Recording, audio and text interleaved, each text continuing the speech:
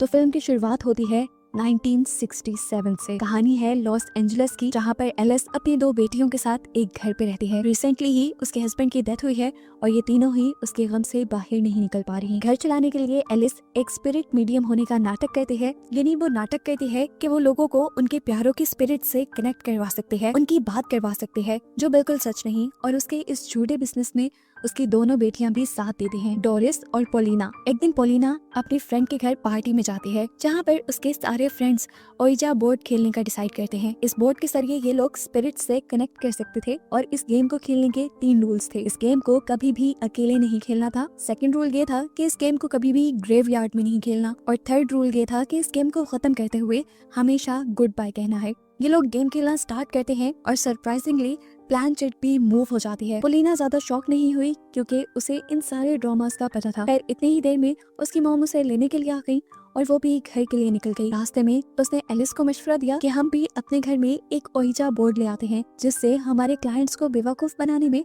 हमें काफी आसानी होगी। एलिस भी उसकी बात मान जाती है और सुबह होते ही एक ओइजा बोर्ड अपने घर ले आती है। बोर्ड घर पे रखने के बाद वो डोरिस को लेने के लिए स्कूल चली जाती है, जहां हम देखते हैं कि डोरिस को स्कूल के बच्चे बुली कर रहे थे, जिसके बारे में डोरिस ने किसी से शेयर नहीं किया था। खैर डोरिस को लेकर एलिस घर आ गई और घर आते ही उसने ओइजा बोर्ड खेलने का डिसाइड किया, ये जाने बगैर कि इस गेम को खेलने के लिए कुछ रूल्स थे। इस गेम को कभी अकेले नहीं खेलना था और वो अकेले ही खेल रही थी। ये खेलते हुए उसने नोटिस किया कि प्लैंक शीट हिल रही थी। अब एलिस यहाँ पर मौजूद किसी भी स्पिरिट से कुछ सवाल पूछने लग जाती है, जिसके जवाब यहाँ प्लैंक शीट पर तो एलिस को नहीं मिलते, लेकिन ऊपर हम देखते हैं कि एलिस की बेटी डोरिस अब पोसेस हो चुकी है और वो उन सभी सवालों के जवाब दे रही है जो एलिस नीचे बैठी ओइजा बोर्ड से पूछ रही थी।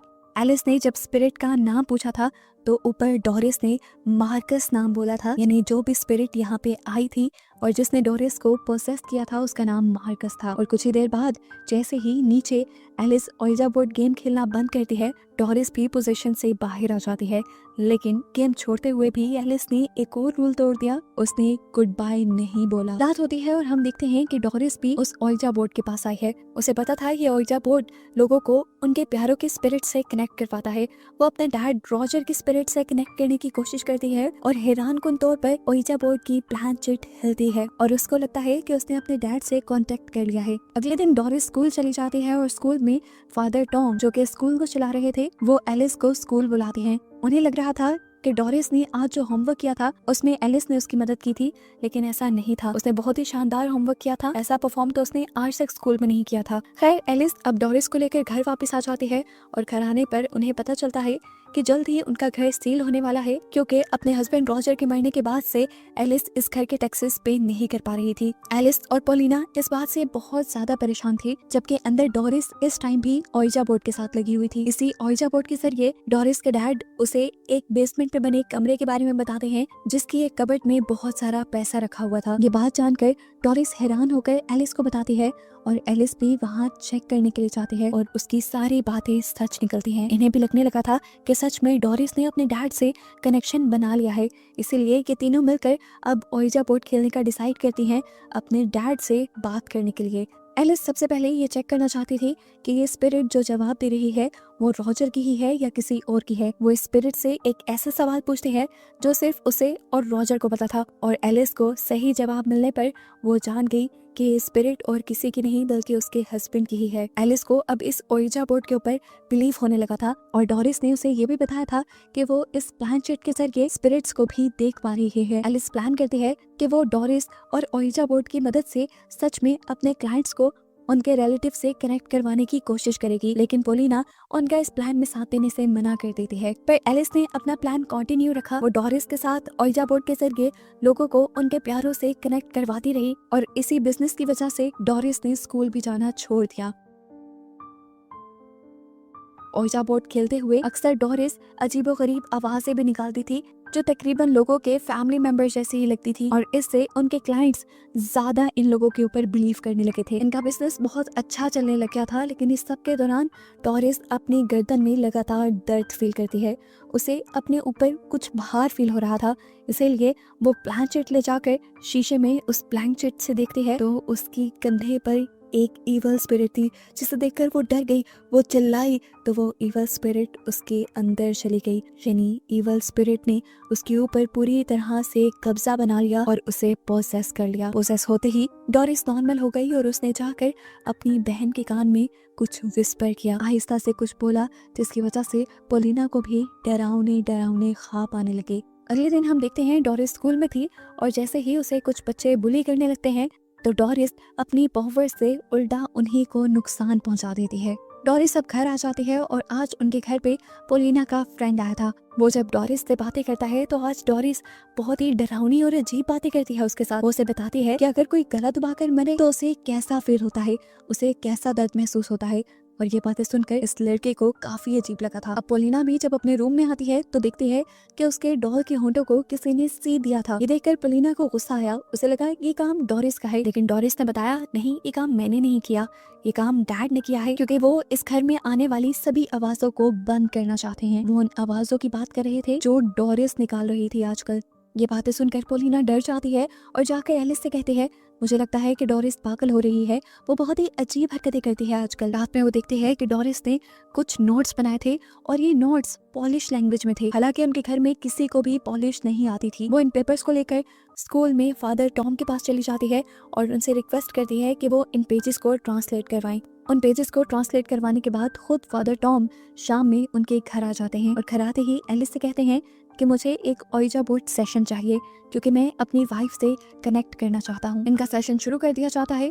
फादर टॉम डोरिस से पूछते हैं कि मेरी वाइफ का मिडिल नेम क्या था। ब्रांचिट मूव कहती है और लिन नाम बताती है। इसी सब के दौरान डोरिस फादर टॉम की वाइफ की आवाज में कुछ बोली भी थी, जिससे ये सब हैरान हो गए थे। सबको ये सेशन कामयाब लग रहा था, लेकिन फादर टॉम ने इस सेशन के बाद एलिस और पोलिना से अकेले में मिलने की मांग की। फादर टॉम इन लोगों को बताते हैं कि अभी जो सेशन हुआ था वो बिल्कुल भी सक्सेसफुल नहीं था। मेरी वाइफ का मिडिल नेम लिन नहीं बल्कि कैथरीन था और लिन नाम डोरिस ने इसलिए बोला क्योंकि ये सवाल पूछने के बाद मैं अपने दिमाग में लिन सोचने लगा था। मींस फादर ट्विस्ट यहाँ ये रिवील कर रहे थे कि डोरिस किसी की भी स्पिरिट के साथ कनेक्ट करती ही नहीं थी, वो बस लोगों का माइंड पढ़कर उन्हें आंसर करती थी। रही बात कि डोरिस मुख्तलिफ आवाजें निकालती है तो वो सिर्फ एक ही वर्ड बोलती है उन आवाजों में और लोग उन्हीं आवाजों को अपने प्यारों की आवाजों में इमेजिन कर लेते हैं।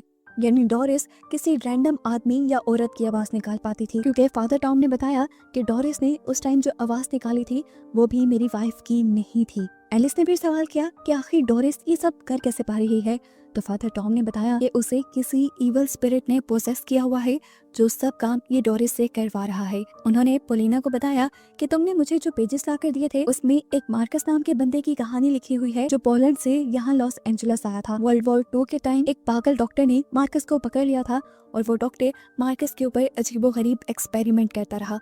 वो डॉक्टर एक साइकोपैथ था। मार्कस जैसे कई लोगों को वो पकड़ के लाता था, उन पर एक्सपेरिमेंट करता था, उन्हें अपनी बेसमेंट में बंद करके रखता था और आखिर उन्हें मार देता था।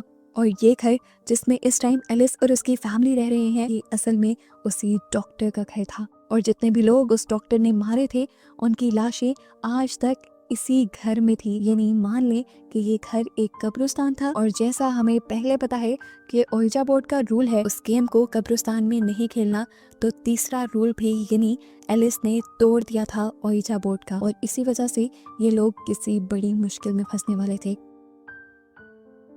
फादर टॉम आगे बढ़ते हैं और बताते हैं कि इन पेजेस में मार्कस ने अपने मरने की बात वाली भी फीलिंग्स लिखी हैं। मरने के बाद भी वो इन सारी चीज़ों को फील कर पाता है। वो पिछले कई सालों से बाकी स्पिरिट्स के साथ इसी दुनिया में उनके इसी घर में रहता है। मार्कस ने इन पेजेस में लिखा था कि स्पिरिट वर्ल्ड बहुत ही कोल्ड है, वॉइसलेस है, इसमें कोई बोल नहीं सकता, किसी के पास आवाज़ नहीं है, लेकिन मार्कस को आवाज़ मिल गई है डोरिस की शक्ल में। यही वजह थी कि डोरिस एलिस के सारे सवालों का जवाब सही से दे पा रही थी, क्योंकि हमेशा से ही मार्कस उन लोगों के दरमियान रहा था। नीचे हम सोफे पर बैठी हुई डोरिस को देखते हैं जिसकी आंखें भयानक हो चुकी हैं और उसने पूरा मुंह खोला हुआ है। इतनी देर में दरवाज़ा नॉक होता है और वो नॉर्मल हो जाती है। जाकर उसने दरवाज़ा खोला तो यहाँ पर पोलिना का फ्रेंड आया हुआ था, जिससे हेलो हाई करने के बाद वो उसे बेसमेंट में ले गई। यहाँ बेसमेंट में जाने के बाद कुछ छेड़छाड़ करते ही इस लड़के को यहाँ पे कुछ स्कल्स मिलते हैं, मरे हुए इंसानों के ढांचे मिलते हैं, जिन्हें देखकर वो घबरा जाता है।